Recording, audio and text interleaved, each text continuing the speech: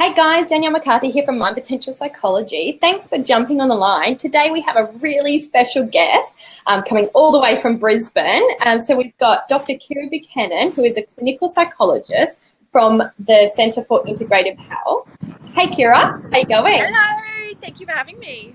Thanks for joining us today. So Kiera is really a really special guest today because she is going to talk to us about body image issues, but also about self-compassion and how we can use self-compassion to help in the treatment or addressing people, with people with body image concerns. So I think it's a really interesting area. So I'm really excited to talk to Kiera about it. But before we get started, Kiera, can you tell us a little bit about your service, just to give everybody a bit of a context of who you are and what you do and why you're even talking about this topic? Yeah, okay, absolutely. So, we have a multidisciplinary treatment team in Brisbane. So there's psychologists, dietitians, and exercise physiologists, and we work together in a really collaborative and integrated manner to help people with eating and weight concerns across the spectrum. So regardless of how acute or chronic their concerns are, and what body shape or size they present with. Okay, yeah, great. So in terms of I know you see a lot of people working with who are experiencing eating disorders, but are you saying you also see a fair few people where they've got just body image concerns, not necessarily a diagnosable eating disorder? Yeah, absolutely. So we see people with and without clinical eating disorders. So we might see someone who their eating behavior and their relationship with exercise is okay, but they just don't feel great about their body regardless of what shape or size they are. Okay, yeah. And both males and females? Yep, males and females, yep, and of all sizes, all ages as well. Okay, yeah, great. Okay, so how might somebody know that they are experiencing body image concerns? Yeah, so I guess the really sad thing is that most of us in Western society have a degree of body image concerns. I'm not saying that that's okay, but it just seems to be the sad reality that we live in a society that idealizes, I suppose, a standard that is unachievable for most of us. So a lot of us do experience some degree of body dissatisfaction. I guess where it really becomes an issue is whether it's causing the person a significant amount of distress and whether it's interfering with their day-to-day functioning. So if their distress around their body shape and size is stopping them from going to social functions or interfering with the way that they might eat or the way that they move their body, how they connect with people socially or in an intimate sort of setting, I guess that's when we become really concerned because it's holding them back from living their life. Okay, because it made me think, is that different, we all have those times or those days, some days where we're just gee, I just feel like crap today. I don't feel like I look good. I don't feel good. Is that kind of more normal versus if it's ongoing and it's causing distress, stopping you from engaging in, say, social interactions or other activities, that's when it might be a bit more problematic? Yeah, I guess it's probably a good way of putting it. I hate to think that it's normal that we should all feel that way at times, but I guess what you're saying is when it's sort of every now and again, as opposed to it being a continual daily thing that people are struggling with. Yeah, then I guess that really is the big difference.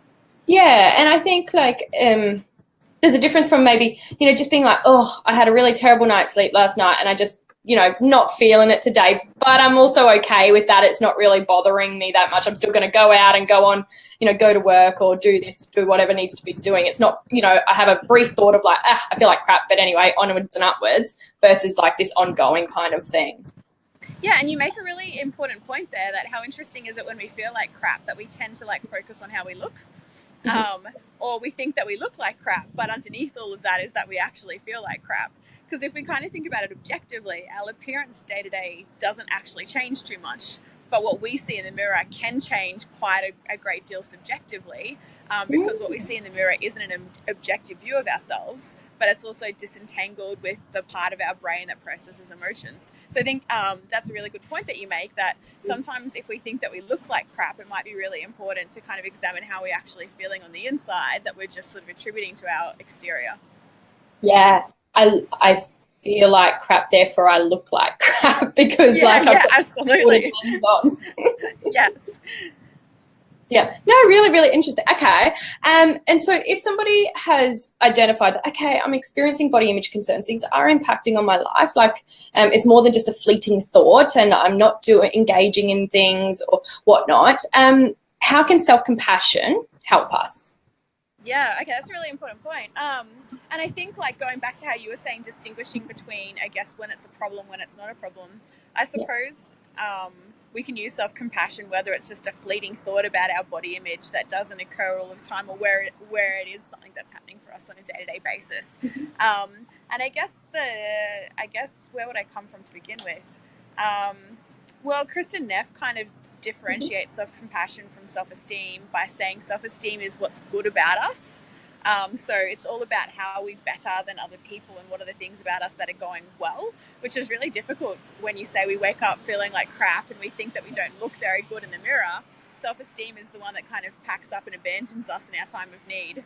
So self-compassion is about what's good for us as opposed to what's good about us. So self-compassion is there for us at all times, but particularly in those times when we're struggling. So I suppose when the example that you used of waking up, not having had very good sleep, feeling like you look like crap, self-esteem is like, well, you look like crap, you feel like crap, you're going to perform like crap, so self-esteem is not really helping. Whereas self-compassion would be like, oh, this is really tough, you've had a really hard night's sleep. What do you need for yourself? How can you be kind for yourself in this moment while you're struggling? What do you need to kind of get through this day? So about what's good for me as opposed to what's good about me. What's good for me. Okay, yeah, nice. Okay, yeah.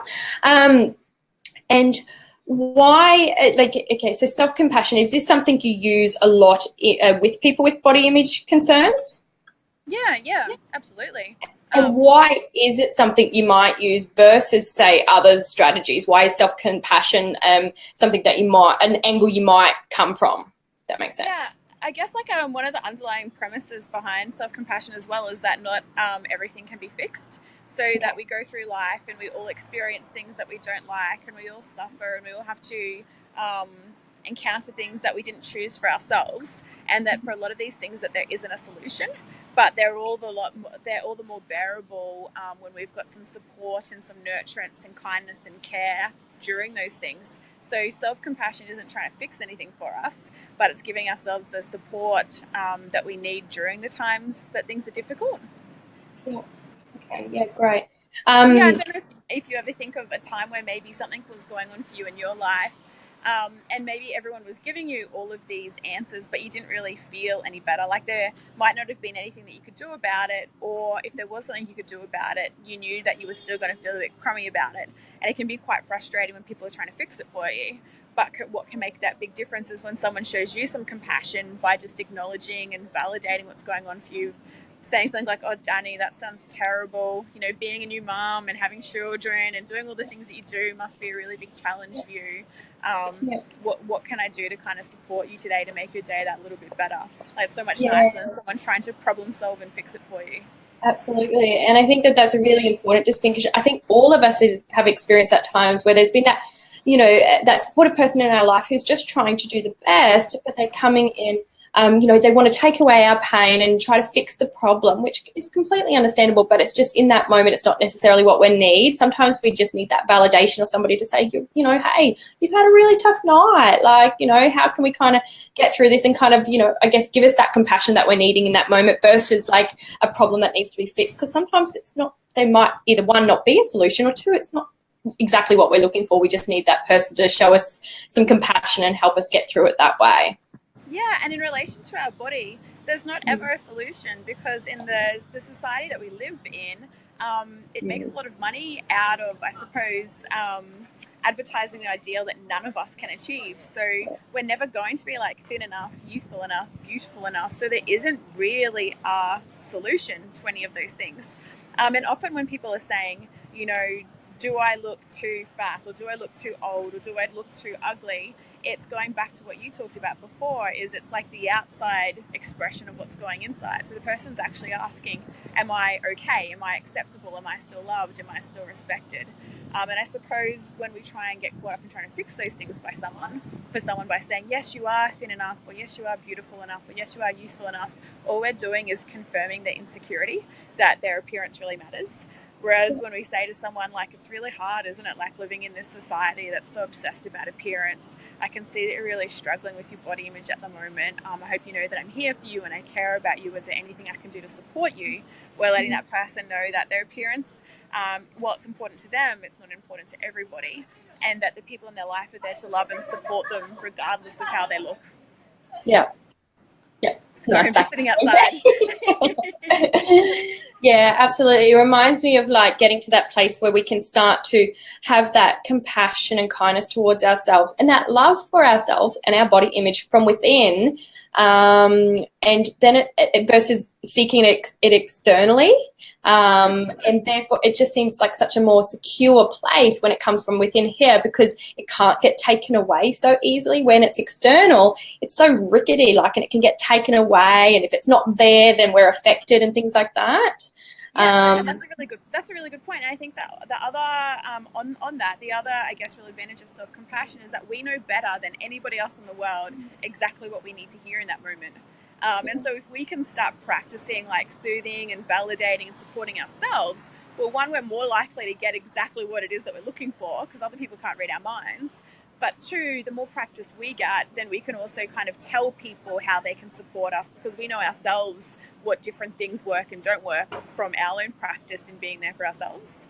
Yeah, absolutely. So that's the self in self-compassion, is being able to start to show ourselves this stuff versus always looking for it externally. Yeah, absolutely. Yeah, nice. Okay. So, like, given that, can we kind of put this in a bit of context? Like, do you have a bit of a tip that you could give people watching now for how they can use self-compassion for themselves if they are experiencing body image concerns? Yeah, absolutely. I think Kristen Neff's Self-Compassion Break. So it's on her website, which is self-compassion.org, I think, off the top of my head. And she kind of breaks it down into 3 steps, which I think is really nice. And if we can try and remember and practice those steps, we can use them in the face of any distress, but particularly around our body image. So the first one, her first statement is, this is a moment of suffering. So I suppose that's really just acknowledging and validating what it is that we're going through. So in context, or in relation to our body image, it might be like, this is really hard. Like, I'm really struggling with how I look at the moment, and I'm finding this really distressing. So it's just acknowledging what I'm struggling with. Yeah. And then the second step, she says, suffering is a part of life. So she's trying to get to the point of, there's nothing wrong with you. There's nothing overly unusual about this situation. Everyone suffers, everyone struggles. And I guess like this kind of reminder that you're not alone in your struggle. So in relation to body image concerns, it might be like, this is really hard, like being a female in Western society in this weight-obsessed culture.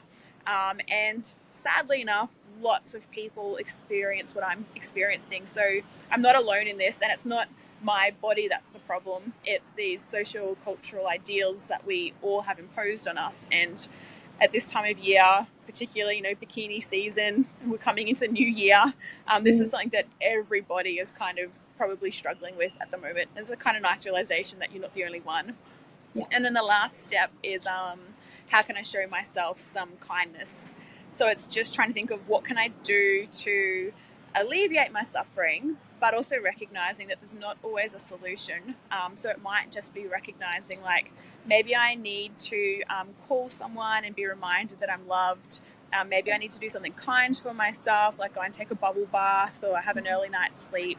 What's some way I can show myself that I'm loved and I'm supported in this time of distress? Yeah, nice. So to summarize, first was like just acknowledging what's going on for you. 2 was that suffering is universal, so it's not just unique to you. Like, we all experience it at some time or another. And 3 was showing yourself some kindness. So, hey, do I need to just go take a bubble bath? Do I need to just curl up and read a book right now? What is something that's a nice, kind gesture towards myself? Yes. Yep. Absolutely.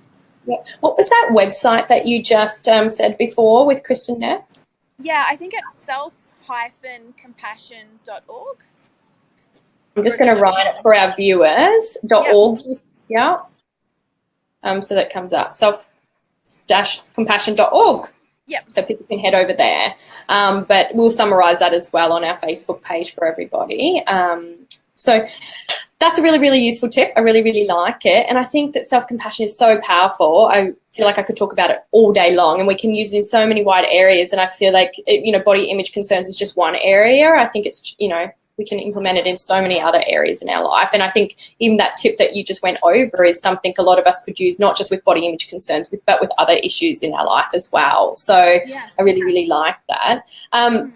So thanks everybody for jumping on the line, and thank you, Kiera, for jumping on. Did you have anything else you wanted to add or discuss? No, that's great. Thank you for having me, and I hope that I find that really, really useful, and I hope everybody practice self-compassion. I think we all need to. So I hope everyone found that useful. Feel free to share it with anybody that you feel would benefit from this. Again, not just with body image concerns, but maybe there's something else going on in their life where that tip that Kiera gave us would be beneficial. If you do have any other concerns, Kiera, where can people reach you if they would like to send a message or ask a question? Yeah, probably best either contact us through our Facebook page, so Centre for Integrative Health, or jump on our website, which is cfih.com.au. Yeah, great, awesome. And if you forgot any of that, or unsure or can't find her anywhere, just shoot us a PM on our Facebook page, and I'll be sure to point you in the right direction. But otherwise, thanks everybody for joining us today, and bye for now. Talk to you soon. Okay. Bye, Kiera. Bye.